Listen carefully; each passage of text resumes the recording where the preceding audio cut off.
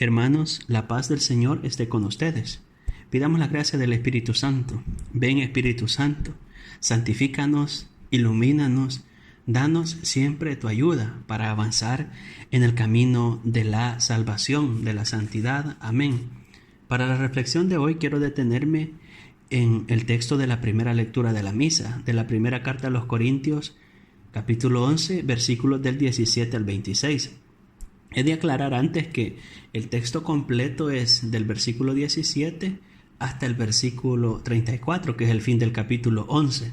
Pero para la misa se nos propone un texto más corto. Y digo el texto completo para que después hagamos el ejercicio de leerlo. El tema es el ágape y la Eucaristía. Pablo reprende a la comunidad cristiana. Le recuerda que lo central es la Eucaristía o la Santa Misa, como la llamamos nosotros. Las acciones de la comunidad hacen que el apóstol Pablo les corrija, y al hacerlo, Pablo escribe un relato precioso, el relato más antiguo del Nuevo Testamento, que habla de la institución de la Eucaristía. Aproximadamente se escribió hacia el 55 o 56 después de Cristo, y es, como ya he dicho, el relato más antiguo que habla de la institución de la Eucaristía, ya que precede a los evangelios. Este texto es oro puro. Pero, ¿qué sucede en la comunidad? ¿Por qué Pablo les reprende y por qué Pablo les recuerda la centralidad de la Eucaristía? Primero, hay que recordar que ellos no tenían templos, no tenían un lugar donde reunirse, así que iban de casa en casa. En concreto, se reunían en las casas de los que tenían más dinero porque naturalmente tenían una casa más grande que podía recibir o acoger a más personas. Entonces, esto es el motivo por el cual buscaban estas casas, las más grandes. Más o menos hablamos de unas 50 o 60, quizá 70 personas que se reunían para celebrar la Eucaristía. En segundo lugar, lo normal o lo establecido era que se reunían para compartir la comida, el ágape y luego la celebración de la Eucaristía. Hasta aquí todo va bien. Se reúnen, comparten una comida, comparten lo que tienen y luego celebran la Eucaristía. Luego la cosa se va a complicar. ¿Pero por qué se complican las cosas? Porque los que tenían más se reunían antes. Comían y bebían y hasta se embriagaban, dice Pablo. Y cuando llegaban los más necesitados les tocaba comer de las sobras o ya no había nada para compartir. Entonces Pablo corrige y recuerda que esto no es el proceder correcto, no es el camino correcto. Y le recuerda que esta reunión no es, en palabras nuestras, un club de amigos o una ONG, sino es la comunidad cristiana que se reúne para compartir la comida con los hermanos y que el que no ha podido comer tenga algo que comer, tenga un sustento. Además, para celebrar lo mismo que celebró Cristo la noche del Jueves Santo y que ellos siguen haciendo lo mismo que Cristo hizo aquella noche. Ahora, no hacer esto o el proceder que ellos hacen de reunirse los que tienen más para comer y beber, para embriagarse, para caer en el pecado de la gula, cuando llegan los demás ya no hay comida, ya no hay nada que compartir, además ya están ebrios y van a la Eucaristía de mala manera. Esto además crea división en la comunidad, crea una situación de injusticia. ¿Por qué? Porque algunos comen más de la cuenta y otros siguen pasando necesidad. Entonces, Pablo corrige a la comunidad. ¿Por qué? Porque el único que divide es el demonio. En concreto, se llama diablo, del griego diabolos, que significa el que divide. En los versículos 23 al 26, Pablo va a describir lo central de la reunión. Vamos a leer el texto.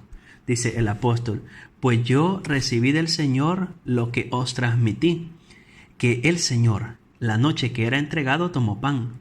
Dando gracias lo partió y dijo: esto es mi cuerpo que se entrega por vosotros. Haced esto en memoria mía. Lo mismo después de cenar tomó la copa y dijo: esta copa es la nueva alianza sellada con mi sangre. Haced esto cada vez que bebáis en memoria mía. Y el versículo 26, en efecto, siempre que coméis este pan y bebéis esta copa, anunciáis la muerte del Señor hasta que Él vuelva. Ojo a los versículos 23 y 26. El versículo 23 nos remite a un hecho histórico, la noche en que era entregado. Allá se instituyó la Eucaristía.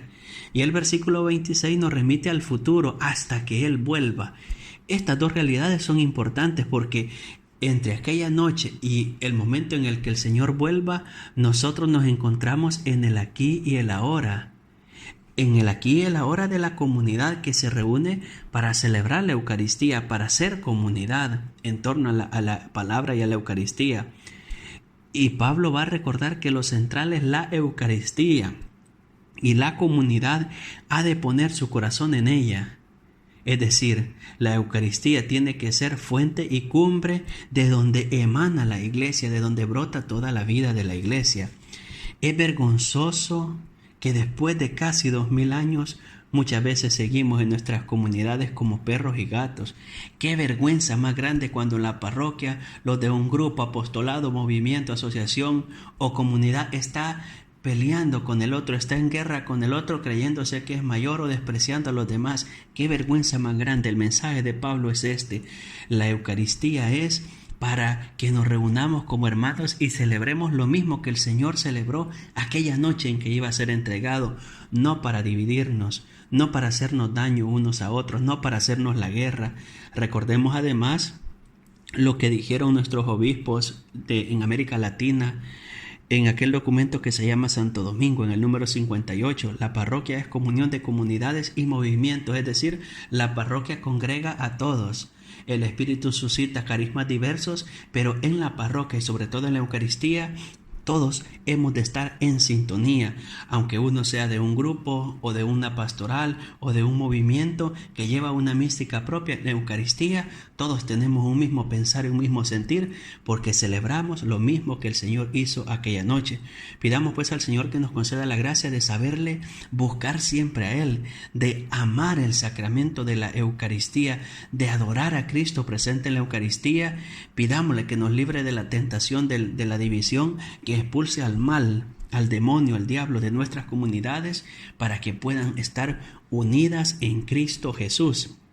Alabado sea Jesucristo, con María por siempre sea alabado. La bendición de Dios Todopoderoso, Padre, Hijo y Espíritu Santo, descienda sobre ustedes y les acompañe siempre. Amén. Santa María, ruega por nosotros.